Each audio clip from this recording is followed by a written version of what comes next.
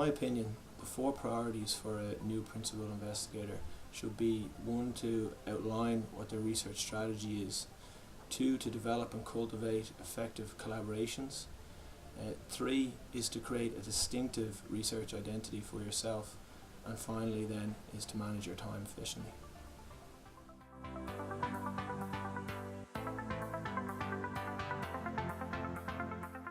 So I think one of the most important things in transitioning from being a kind of postdoctoral researcher to a fully independent principal investigator is the ability to identify a research strategy for yourself and develop your own research identity.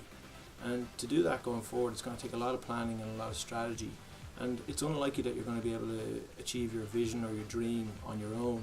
So research is becoming more and more multidisciplinary, so I think it's important to be able to identify which disciplines, one, you can have effective collaborations with, identify the people within those disciplines who you think you can work with, cultivate those relationships, and keep moving forward towards what are potentially your own shared dreams and visions.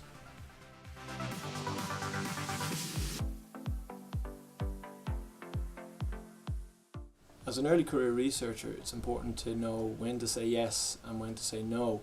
A lot of opportunities will come your way when you begin as a PI, and it's very easy to try and jump on board a number of those opportunities.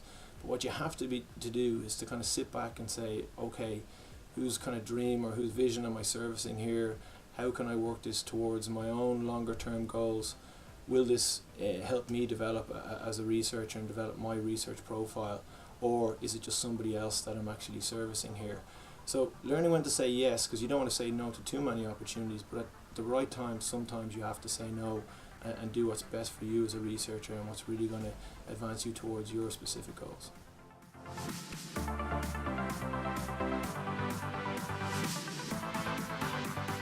Time management is one of the most difficult things that I encountered as a PI. Obviously as a PI you're managing maybe 3 to 4 different projects which all have different outcomes and deliverables. Each of those probably has a number of PhD students attached. You'll be working with 1 to 2 postdocs. You could have a couple of research assistants, technical staff to organise, and each of those people needs to be managed and has their own goals within that research programme. And that becomes very difficult to stay on top of all of that. There's always another paper to revise, there's always another report to be written, there's always another funding deadline on the horizon. So trying to manage your time around that is very, very difficult, and trying to compartmentalise your time where you have an actual work time and a time for yourself, and that work-life balance. And I've been getting better at that over time. I'm not sure I've nailed it just yet, but it is very important when you kind of set off on that career path as a principal investigator to try and take care of that at the beginning.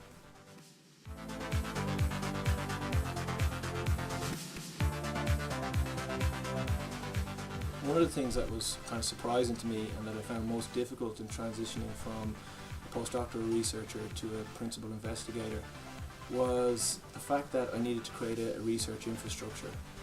I needed to put together funding calls, I needed to create appropriate budgets, and then, if successful in those funding applications, actually manage those finances, manage the people who are in the project.